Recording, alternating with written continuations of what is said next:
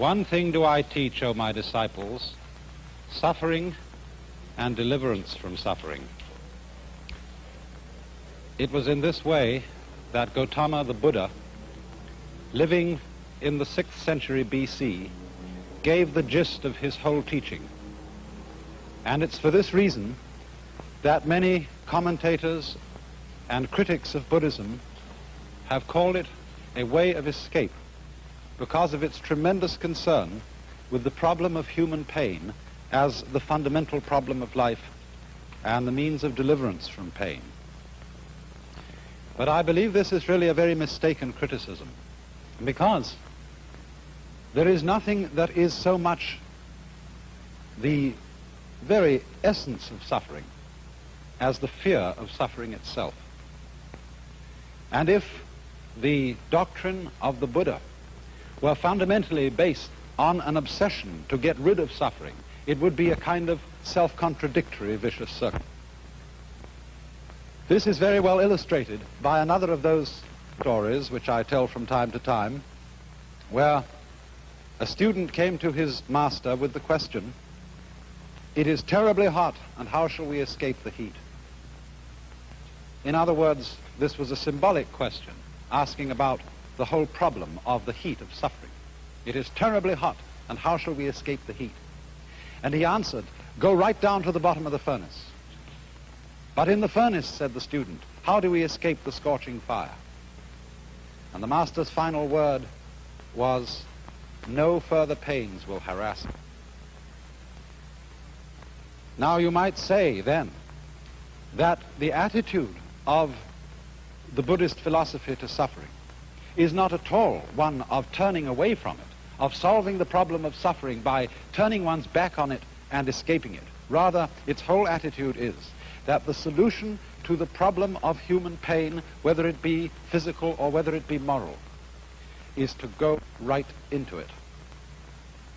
Now, in the Buddha's doctrine, pain or suffering in its most general sense is designated by this word dukkha in Sanskrit. Dukkha is the opposite of sukha. And if you break the word down, du here means what is disagreeable, painful, bitter, and ka means condition. Su means what is sweet. So you might say this is bitterness in contrast with sweetness. And the first proposition of the Buddha's teaching, what is called the first of the Four Noble Truths, is the idea that life as we live it is fundamentally dukkha, fundamentally a kind of chronic frustration. And man's effort is always to get rid of this and go to that. But the basic idea of the Buddha was that if you have this, you must have this, because these two contrast with each other. You don't experience this unless you experience this. You don't experience this unless you experience this. So if you go after sweetness, you cannot experience sweetness unless there is always as its background the contrast of bitterness. And therefore, the objective of the Buddha's doctrine was not to get rid of pain and put pleasure in its place, but to go to something else which stands, as it were, transcending these two opposites, above and beyond them, which in Sanskrit is called ananda. That word is usually translated bliss, but in a rather unusual sense. There is a poem, again from the tradition of Chinese Zen, which says, "Under the sword lifted high, there is hell making you tremble. But go straight ahead, and there is the land of bliss."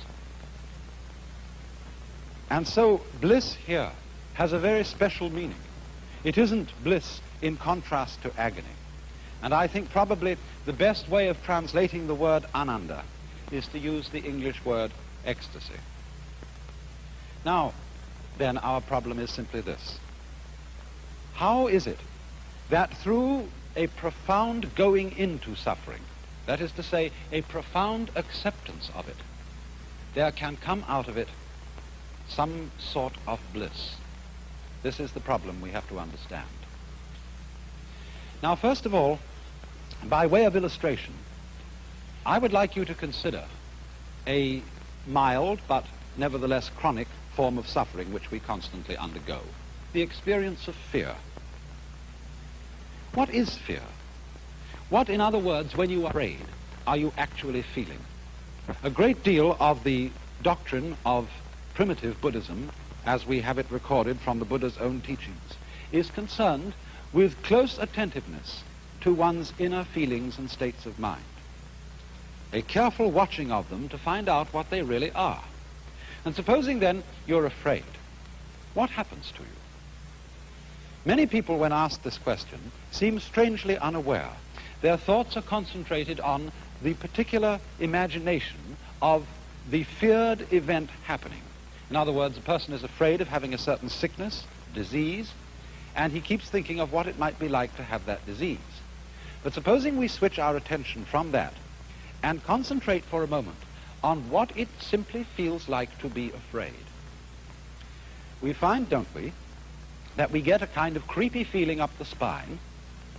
We get a sort of sinking or hollow feeling in the pit of the stomach and a clammy sensation in the palms of our hands. Now, as a matter of fact, that's not really very painful, is it? That's all that's the matter with you, and that's the worst that life can do to you at that moment. Furthermore, notice something else, that when you have what you call fear, you have also precisely the same sensations that you have in a totally opposite situation, when you have what we call shudders or thrills of delight. They are the same shudders, the same trembles, sometimes even the same creepy feeling up the spine, the same sinking feeling in the pit of the stomach, that a very profound, positive emotional experience can excite. So that we find that our feelings depend for their valuation as to whether they be positive or negative, very much as to the context in which they occur. For example, say a father is playing with his boy, and he gives him a slap on the behind. The boy looks around, and if he sees an angry expression on his father's face, he feels hurt. It was painful. But if he sees his father is laughing at him and was just teasing him, it doesn't hurt him at all. And so it is with all our sensations. The way they impress us positively or negatively, as good or bad, depends to a very large extent on the context in which they are set. Take, for example, in a poem like this by the humorous poet Thomas Hood.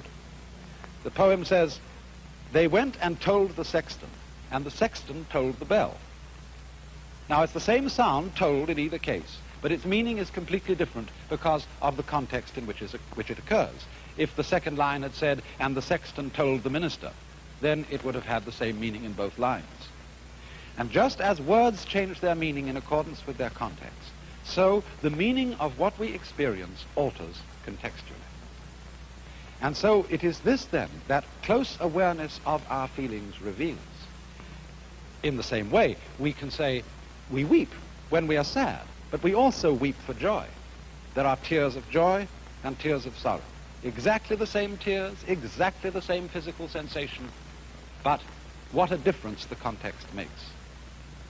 And therefore the idea of the Buddha was to become delivered from suffering, not by running away from it, but from looking at the actual concrete reality of what we feel and forgetting the context. Now, of course, this is obviously something quite possible in the milder forms of suffering. But what happens when suffering becomes really acute?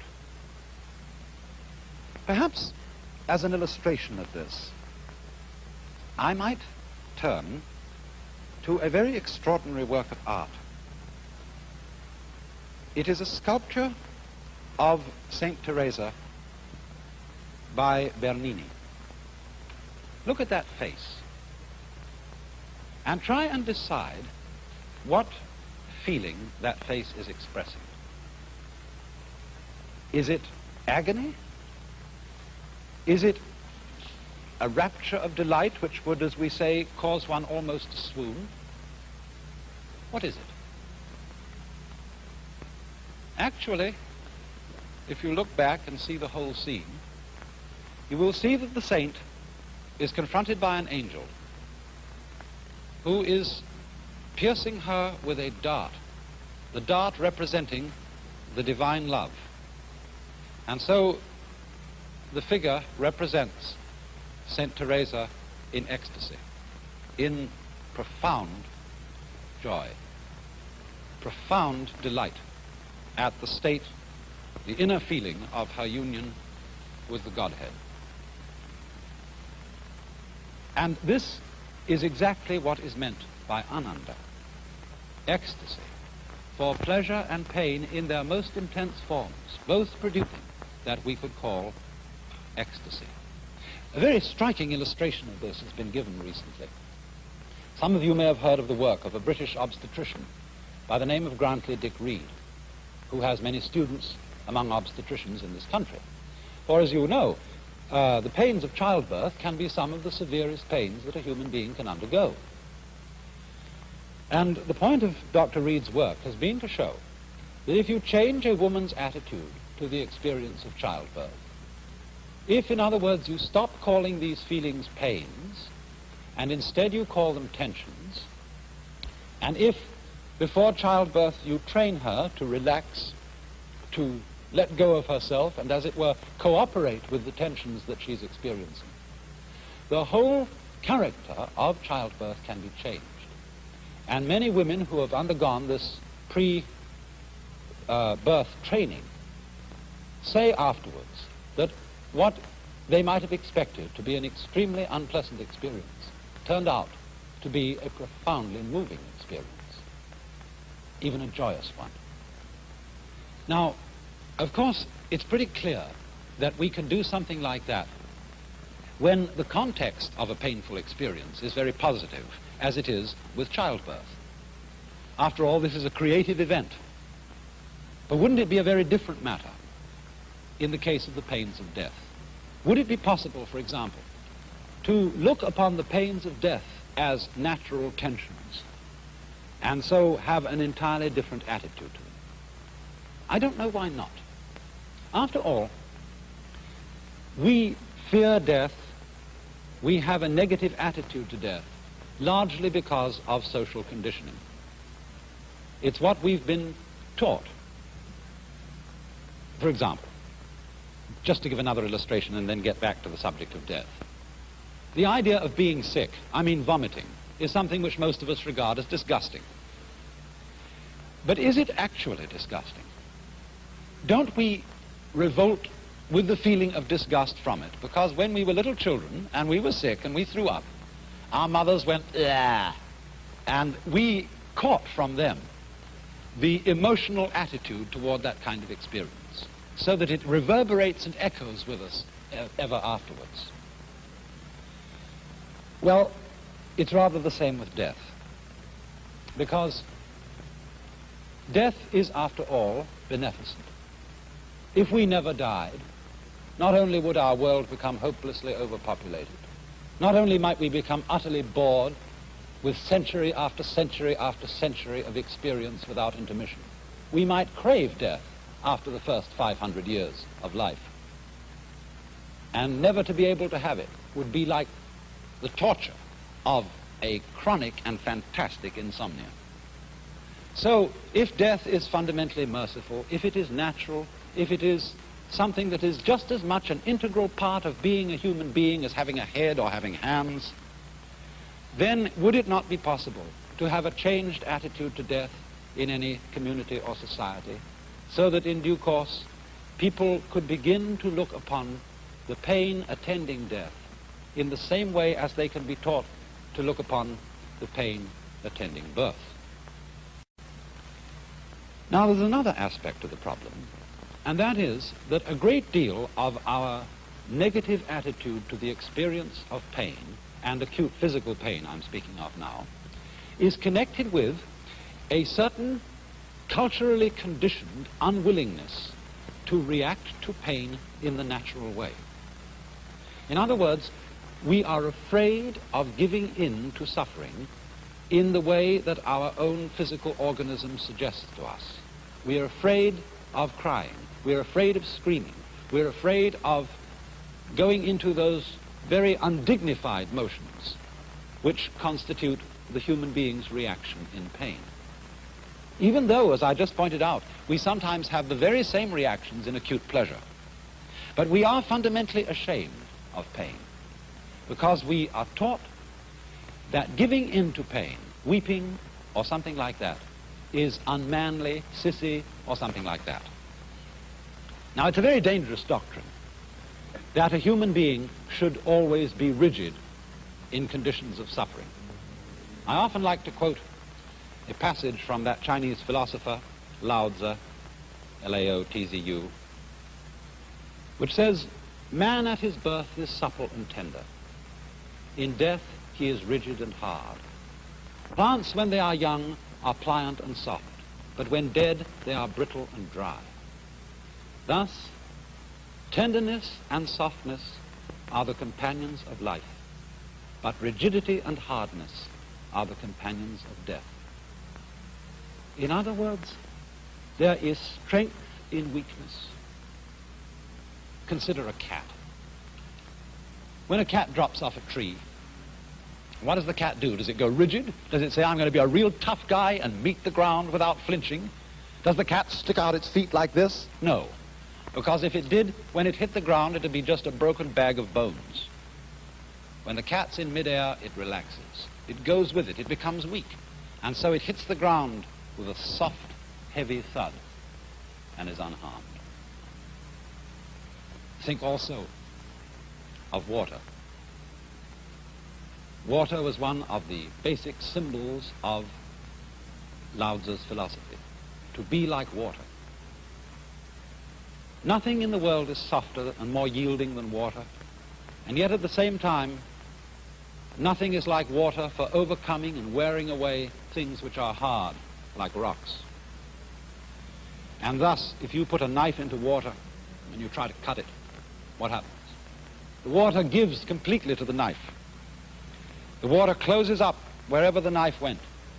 And although you strike at it as hard as you like, you can never create a wound. So it is, you see, because of its softness that the water triumphs over the hardness of the knife. So then it's the same with human beings. Unfortunately, we are so brought up to mistrust our natural feeling reactions to certain experiences. We are conditioned to believe that we will suffer less, that we will somehow triumph over pain if we hold our feelings rigid. But you know, our reactions to pain are, in a way, therapeutic. They're healing, just like fever. When we have poisons in our blood, the natural defense mechanisms of the body send up our temperature and in this way boil out the invading bugs. Now, it used to be thought that when people had fevers, this was the disease. The fever itself was the disease. And so, once upon a time, doctors used to give medicine to take away the fever. But by taking away the fever, they very often killed the patient, because they took away the defensive action of the body to drive out the disease. And so in just the same way, if one refuses to react in the way of nature to invasions of pain, so too one may shatter the body beyond what it can stand.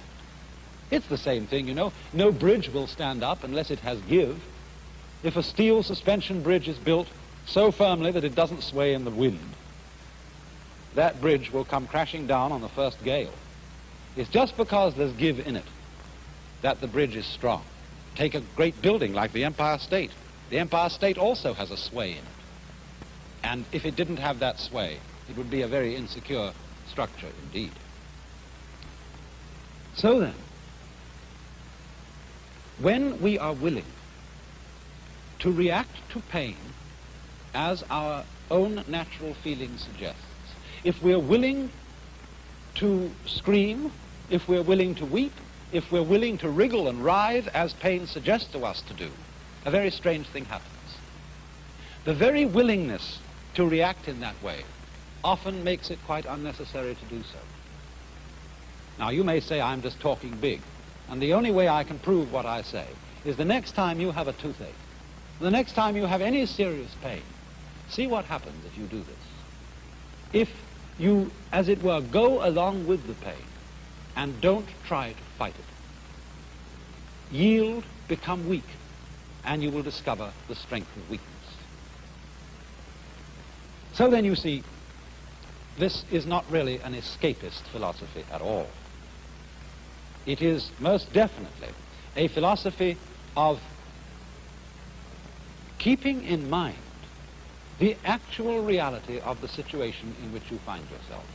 I don't know what could be more realistic than this, what could be more fundamentally facing the hard facts of life. One keeps his attention on the actual concrete fact that is happening as distinct from our socially conditioned and inculcated ideas and attitudes about it. And this is really facing reality 100%. And so, there come out of this two basic results. The first is that when we don't resist pain, we don't set up a vicious circle in connection with it. Take the pain of fear again. Supposing you're in a situation where the doctor has told you you have to have an operation. And of course, if you're going to undergo this operation in the best way, you need to be rested, you need to have plenty of sleep, you need to be strong, and so on.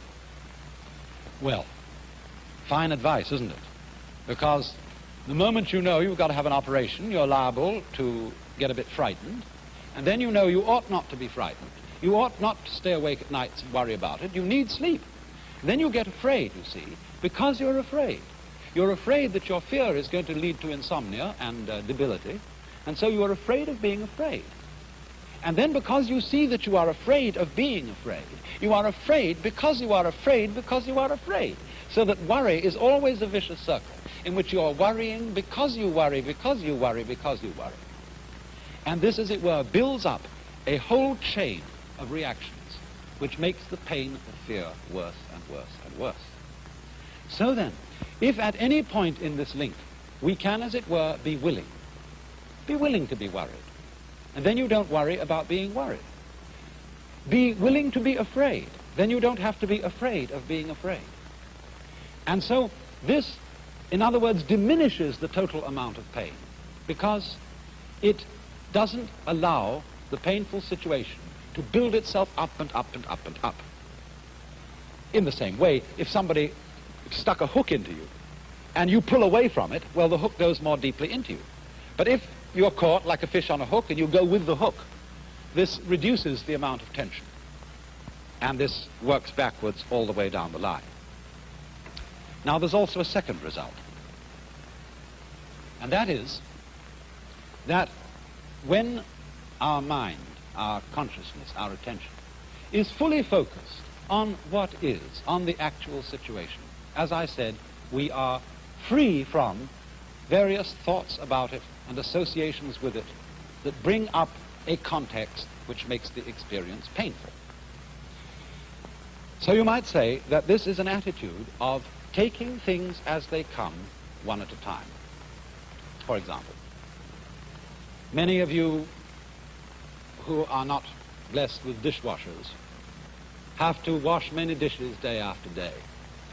And when you've been married as a woman for, 10 or 11 years, one day you're sitting there at the sink, utterly weary of the whole thing. And in your mind's eye comes the immense pile of dishes which you've had to wash day after day in the past. There they are in your mind's eye, standing up, piled forever and ever on the draining board. And also in your mind's eye is that enormous pile of dishes that you're going to have to wash in the future. And you think, my life is that of a mere drudge, washing dishes, washing dishes, washing dishes, and there's no end to it. But if you were realistic, you would see this. You have only one dish to wash in your life, this one. You can only wash one dish at a time, and that's the only one you have to deal with. It's the same with climbing a mountain. If you start to think as you climb, oh, what a lot of steps to take, then the task becomes utterly oppressive. Or if, for example, you make a New Year's resolution, and you say, well, I'm going to go on the wagon. I'm not going to drink anymore this new year. And if you say, this whole year I will not touch another drop of drink, well, of course, the old devil immediately brings to your mind 365 days of not drinking anything alcoholic. And that's overwhelming. Don't tempt the devil that way. One conquers the problem by not drinking this one and saying nothing about the next. So with the climbing of the mountain, taking each step as if it were the only step to be taken.